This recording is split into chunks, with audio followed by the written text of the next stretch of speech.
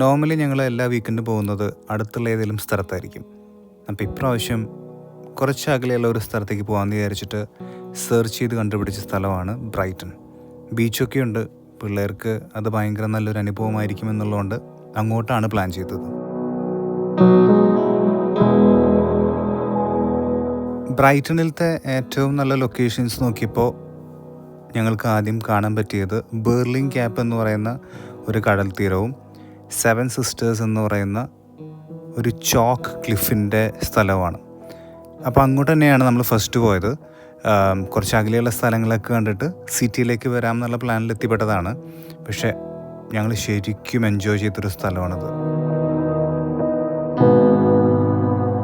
National ട്രസ്റ്റിൻ്റെ കീഴിലുള്ള ഒരു ലൊക്കേഷനാണ്. പക്ഷേ ബാക്കിയുള്ള സ്ഥലങ്ങൾ പോലെ ഇവിടെ പാർക്കിങ്ങിനുള്ള ചെക്കോ അങ്ങനെയൊന്നുമില്ല. എനിക്ക് തോന്നുന്നു എല്ലാവർക്കും വരാം, പോവാം. ഒരു റെസ്ട്രിക്ഷനൊന്നും ഇല്ലാത്ത സ്ഥലമാണ്. അത് നല്ലൊരു ബെനിഫിറ്റായിരുന്നു. ബീച്ചിലേക്ക് ഇറങ്ങുന്നതിന് മുമ്പ് ഞങ്ങൾ മുകളിലേക്കും നോക്കിയപ്പോൾ അകലെ ഒരു ലൈറ്റ് ഹൗസ് പോലെ കണ്ടു കഴിഞ്ഞാൽ അടുത്താന്ന് തോന്നും. പക്ഷെ അവിടെ എത്തണമെങ്കിലുള്ള പണിയാണെന്നുള്ളത് പിന്നീടാണ് മനസ്സിലായത്. പക്ഷേ ആ നടക്കാനുള്ള യാത്ര നല്ലൊരു നടത്തമായിരുന്നു. ഈ ക്ലിഫിൻ്റെ എഡ്ജിനൊന്നും ഒരു പ്രൊട്ടക്ഷനും ഇല്ല. അപ്പം നമുക്ക് പേടിയാണ്. നമുക്ക് എന്തെങ്കിലും പറ്റിക്കഴിഞ്ഞാൽ നേരെ താഴത്തോട്ടാണ്, അതും പിള്ളേരെ കൊണ്ടുപോകുമ്പോൾ. പക്ഷേ ആദ്യത്തെ ആ പേടി കുറച്ച് കഴിഞ്ഞപ്പോൾ ആ ഒരു സ്ഥലത്തിൻ്റെ ഭംഗിയിൽ ലയിച്ചു പോയെന്ന് പറയാം.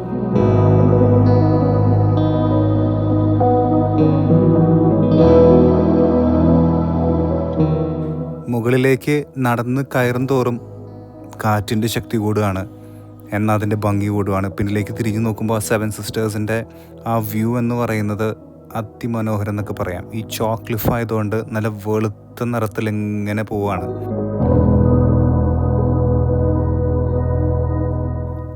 ഈ കുന്ന് കയറി മുകളിലോട്ട് പോകാൻ അത്ര എളുപ്പമല്ല എന്നുള്ളത് കുറച്ച് കഴിഞ്ഞപ്പോൾ ഞങ്ങൾക്ക് മനസ്സിലായി. പിന്നെ ഞങ്ങൾ സ്പീഡൊക്കെ ഒന്ന് കുറച്ച് പിള്ളേരുടെ ഒപ്പം എത്തിപ്പെടാൻ കുറച്ച് കഷ്ടപ്പെട്ടു. അവരാണെങ്കിൽ മൊത്തം എക്സൈറ്റ്മെൻറ്റോട് കൂടി ചാടൽ, ഓട്ടം, ബഹളമൊക്കെ. ഞാനൊക്കെ കുറച്ച് ഇങ്ങനെ അഡ്ജസ്റ്റ് ചെയ്യാൻ നോക്കി, നടന്നില്ല. സാമിക്ക് കുറച്ച് കഴിഞ്ഞപ്പോൾ നടത്തൊക്കെ മതിയായി. അപ്പോൾ അവനെ ഞാനെടുത്ത് തോളിലൊക്കെ വെച്ച് ഒരുവിധം ഞങ്ങൾ ആ ലൈറ്റ് ഹൗസിൻ്റെ അടുത്തേക്ക് എത്തി.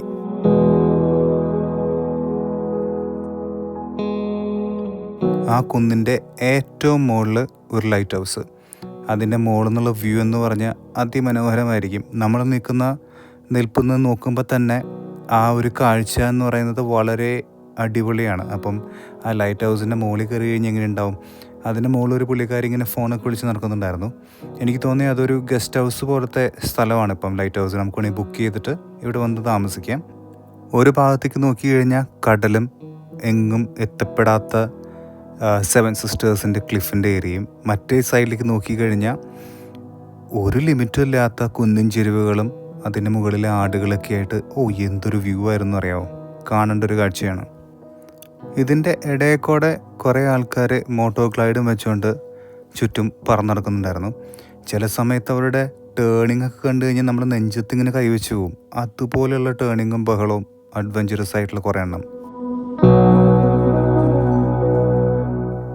ഏതൊരു സ്ഥലത്ത് പോയാലും പ്രത്യേകിച്ച് നാഷണൽ ട്രസ്റ്റിൻ്റെ ഒരു കാപ്പിയും കുറച്ച് കേക്കും ഒരു ഐസ്ക്രീമൊക്കെ കഴിക്കുക എന്നുള്ളത് നമ്മുടെ റുട്ടീനാണ്. അപ്പോൾ അതുപോലെ തന്നെ നമ്മളിവിടുന്ന് പുറപ്പെടുന്നതിന് മുമ്പ് ആ ഒരു ചടങ്ങ് നടത്തി.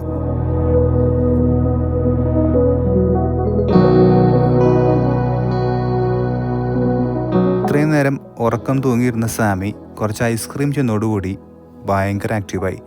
പിന്നെ ആ ഷോപ്പിനകത്ത് കിടന്ന ഓട്ടം ബഹളമൊക്കെ ആയിരുന്നു. അവിടുത്തെ ആളുകൾ അത്രയും നൈസായതുകൊണ്ട് അവരൊന്നും പറഞ്ഞില്ല. പക്ഷെ അവൻ ശരിക്കും ആസ്വദിച്ചു.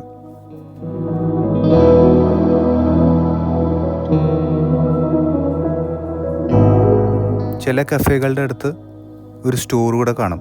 കുറേ ക്യാൻഡിൽസ്, ചോക്ലേറ്റ്സ്, അങ്ങനെ കുറേ ഫ്രിഡ്ജ് മാഗ്നറ്റ്സ് അങ്ങനെയൊക്കെ ആയിട്ട് ഭയങ്കര രസമുള്ള ഷോപ്പാണ്. ഡ്രസ്സുകളൊക്കെ ഉണ്ട്.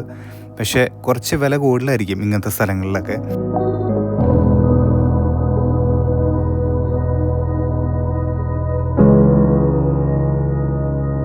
അങ്ങനെ കുറച്ച് നേരം ആ കഫേക്കകത്ത് സ്പെൻഡ് ചെയ്ത് എല്ലാവരും ഒന്ന് റിലാക്സ് ആയതിനു ശേഷം ഞങ്ങൾ വീണ്ടും പുറത്തേക്ക് ഇറങ്ങി. നേരത്തെ വന്നപ്പോൾ ബീച്ച് ഫ്രണ്ടിൽ കണ്ടെങ്കിലും അങ്ങോട്ട് പോയിട്ടുണ്ടായിരുന്നില്ല. അപ്പോൾ ഇപ്രാവശ്യം ബീച്ച് കാണാം എന്നുള്ള പ്ലാനായിരുന്നു. ഒരു സ്റ്റെപ്പൊക്കെ ഇറങ്ങി താഴേക്ക് ഇറങ്ങി കഴിഞ്ഞാൽ പെബിൾ ബീച്ചാണ്. ചെറിയ പെബിൾ പോലത്തെ കല്ലുകളൊക്കെ നിറഞ്ഞൊരു ബീച്ച്. എനിക്ക് തോന്നുന്നത് ലോ ടൈഡ് ആയതുകൊണ്ട് ബീച്ചിലത്തെ കുറേ വെള്ളം ബാക്കിലോട്ട് പോയിരിക്കുകയാണ്.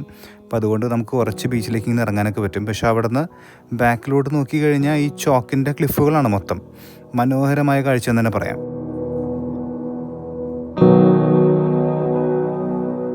പിള്ളേർക്കാണെങ്കിൽ കുറേ നാളുകൾക്ക് ശേഷം ഒരു ബീച്ച് കണ്ടതിന് സന്തോഷം. ഈ ബീച്ചിൽ കാണുന്ന വെള്ള കളറിലൊക്കെ ചോക്കാണ്. ഇപ്പം സാമി ഒന്ന് വീണ സമയത്ത് അവൻ്റെ ബാക്കിൽ നോക്കിയപ്പോൾ ഫുള്ള് വെള്ളപ്പൊടിയായിരുന്നു. ഒരു കയ്യിൽ സാമീനെ പിടിച്ചിട്ട് മറ്റേ കൈ കൊണ്ടാണ് ക്യാമറ കൊണ്ട് ഷൂട്ട് ചെയ്യുന്നത്. അതിനിടയ്ക്ക് അവൻ കടലേക്ക് ഒന്ന് ഓടാൻ നോക്കി. അപ്പം അത് എനിക്ക് വലിയ ധൈര്യമില്ലാത്തതുകൊണ്ട് അവൻ്റെ അടുത്ത് ഒക്കത്തോട്ട് വെച്ചിട്ടാണ് പിന്നീട് ഷൂട്ട് ചെയ്തത്.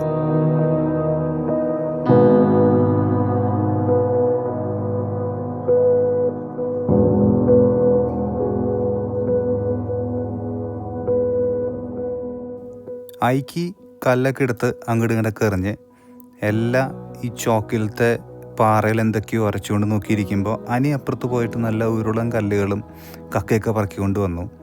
എല്ലാവരും എക്സൈറ്റഡ് ആയിരുന്നു. അവർക്ക് അവരുടെ ഇഷ്ടത്തിനുള്ള കാര്യങ്ങൾ ചെയ്ത് കുറച്ച് കഴിഞ്ഞിട്ട് ഞങ്ങൾ തിരിച്ച് പോകാമെന്ന് വിചാരിച്ചു. അങ്ങനെ പോകുന്ന വഴിക്ക് എനിക്കൊരാഗ്രഹം ആ ഒരു വൈറ്റ് ക്ലിഫിൻ്റെ അടുത്തൊന്ന് നിൽക്കണം, ഫോട്ടോ എടുക്കണം, അതുമൊന്ന് ഉരച്ച് നോക്കണം, തൊട്ട് നോക്കണം എന്നൊക്കെ പറഞ്ഞ് ഞങ്ങൾ കുറേ ഫോട്ടോസൊക്കെ എടുത്ത് പിന്നെ ഞങ്ങൾ ബ്രൈറ്റൺ പിയറിൻ്റെ അടുത്തേക്കാണ് പോയത്.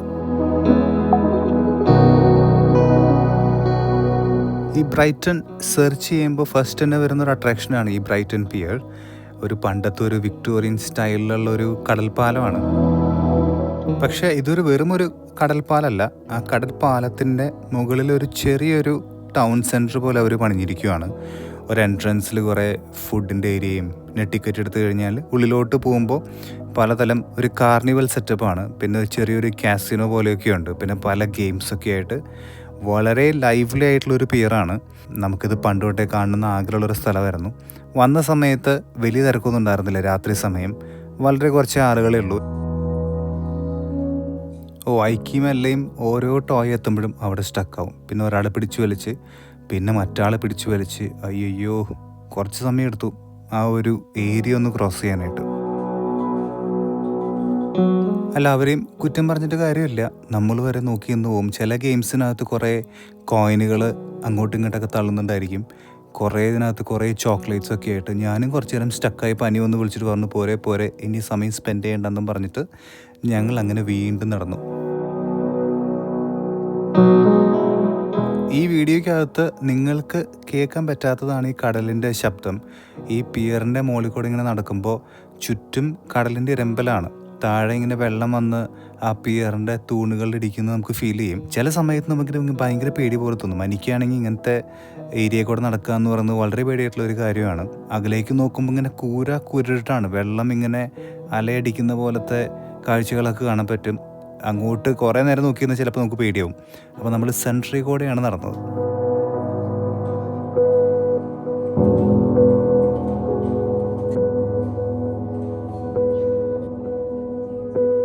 അത് കഴിഞ്ഞ് ഒരുവിധം പിള്ളേരെയൊക്കെ പിടിച്ചു വലിച്ച് ഞങ്ങൾ പുറത്തേക്ക് ഇറങ്ങി. കാർ പാർക്കിലേക്ക് പോകുന്ന വഴി ഞങ്ങളൊരു ഏരിയ നോക്കി വെച്ചിട്ടുണ്ടായിരുന്നു. നല്ല ലൈറ്റൊക്കെ ഇട്ട് അതിമനോഹരമായ ഒരു ഏരിയ.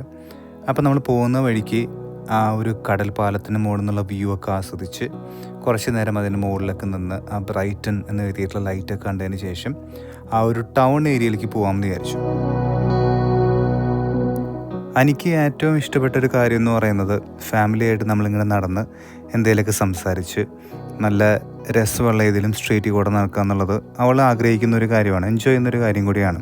അപ്പോൾ അതുകൊണ്ട് തന്നെ ഈ ഒരു സ്ട്രീറ്റിലെത്തിയപ്പോൾ നമ്മളത് കുറച്ച് സ്ലോ ആയിട്ടാണ് നടന്നെല്ലാം ആസ്വദിച്ച് കുറേ സംസാരിച്ച് പണ്ടത്തെ കാര്യങ്ങളൊക്കെ പറഞ്ഞ് കുറേ തമാശയൊക്കെ പറഞ്ഞ് അതിനിടയ്ക്ക് പിള്ളേരുടെ ഓരോ കളികളൊക്കെ കണ്ട് ശരിക്കും ബ്ലെസ്ഡ് ആയിട്ടുള്ളൊരു മൊമെൻ്റ് ആയിരുന്നു.